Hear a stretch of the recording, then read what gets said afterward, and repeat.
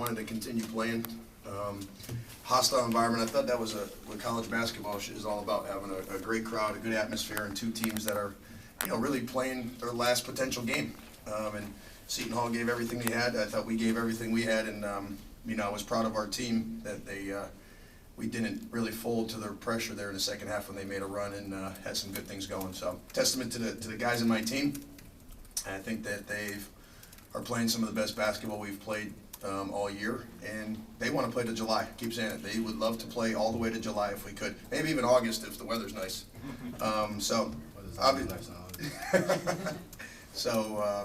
I guess that's pretty much it. Terrell, you guys have taken some big steps as a team this year. Seton Hall has gotten the better of you pretty good the past 2 years. Does it feel like another step to come in against this team and to play as well as you did and to come away with a win against them? Yeah, that was more of a personal game. We scrimmaged them earlier this season, and they handed it to us again for the third straight time. So, we just didn't want it to happen for a fourth straight time. Chaz, in big spots in the game, are you looking for TV there, given the plays that he's made in those spots? Yeah, I can't even try to go around it, but yes, I do look for TV in the clutch moments. I actually call him Terrell Durant as a little joke, but For a guy from Baltimore, that's a pretty good compliment. Yeah, I wish it was more Terrell Mello though. Derek, can you talk about the season he's had in big spots?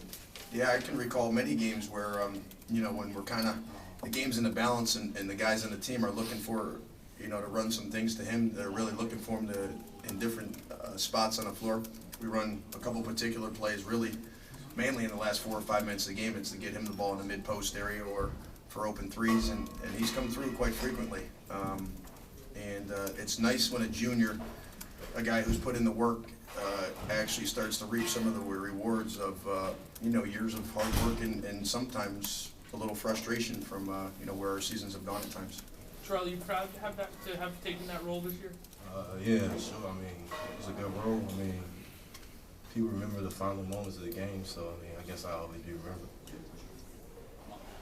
Coach, did you change your mentality with the foul trouble Seton Hall was in towards the end of the game to attack the basket and try and draw Hope or Theodore or Edwin? Yeah, I thought, especially in the last 4 or 5 minutes when Pope got his fourth, I thought if we attacked him, he would be a little apprehensive to pick up his fifth, and we actually got a couple buckets that were nice plays.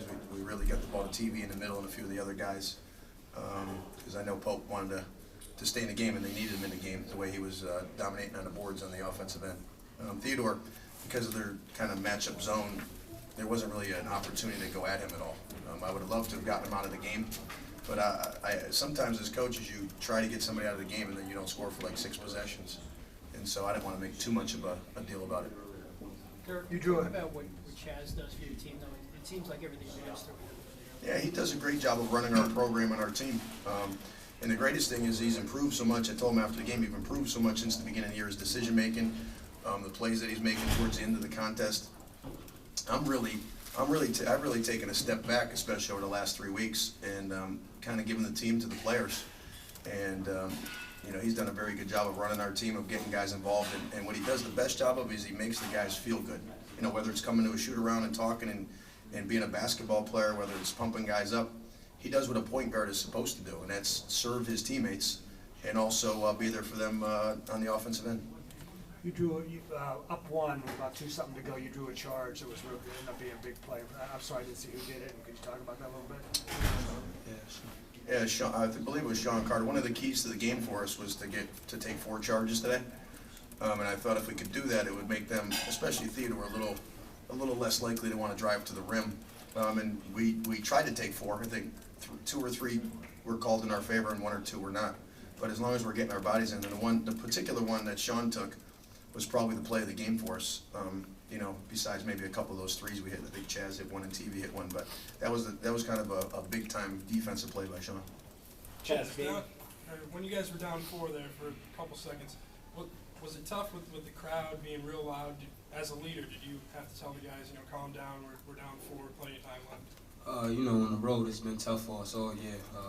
So, you know, just coming in hostile environments like this, we just want to stay composed and just keep our composure and just, you know, just stay together and just keep playing together. And that's what we did, you know, late in the game when they was up 4. We just, you know, we just stayed together and wanted to win.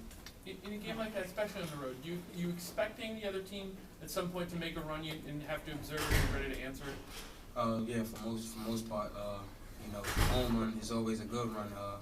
And these guys got out to a good run on us, and you know, Coach always preached us. You know, every team's gonna have their run. It's just how you respond to it once a team knock you down. So I think we responded pretty well, and you know, it was just the will to win once again. Chaz, being from Brooklyn, is there a bit of an added drive to get to the semifinals and finals, which you played in Madison Square Garden? I'm just trying to have that experience for my seniors. You know, Sean Carter, he been here for 4 years, 5 years, and you know, he hasn't had the experience to see that. So, you know, we just try to get him there and just have him go out, you know, on a goodwill, and you know, just play hard and just hopefully bring home a championship. Chaz, can you talk about the team itself? I mean, you've knocked off Temple, you went down to Mississippi State, you win here. I mean, it seems like your coach said you were playing your best ball of the year. I mean, what's happened? You know, it's just, we just know that, you know, one more loss and we go home. It's no more basketball after this, and we just got to get ready for the off season. And that's one thing we don't want. You know, it's still, guys will still be competitive in practice, and it's just, you know, we just want to play basketball. It's just the game we love, the game we've been playing our whole lives. So why not continue to play? They're trying to not have to deal with my strength coach, so they're trying to keep playing so they don't have to get, he don't get a hold of them. Chaz, hostile, hard place to play and tight quarter and so forth. You just take over the game in the last 3-4 minutes. How good does that feel as it's happening? It's great because we won. You know, just winning and making my teammates feel great is, you know, my most part. And the best thing about me is, you know, just finding my teammates. And at the end of the game, you know, I figured, you know, if I make a couple of plays and the guys are kind of linger on me, you know, that's what happened towards the end, and that's why Terrell got a couple of open looks because the court was spaced out and the guys were worrying about the perimeter. Is the coach's dream to execute like that at the end of a game in a tough situation? Yeah, it makes me look good, even though I just, you know, really I'm putting the play in place and letting those guys play basketball. I mean, I haven't overcoached, if anybody's watched this play. I try not to overcoach and try to give these guys a lot of freedom and let them play as long as, you know, they're playing within themselves. And when they execute that way, you know, I think it makes everybody look good. It lets people know that they have good basketball minds. It lets people know that, yeah, we're playing a fast style, but there's some sort of semblance to what we're trying to do. And it was nice that we executed it. You know, we're executing better later in the year than we had in like overtime games for the middle of the season. So. Thank you, Coach. Good.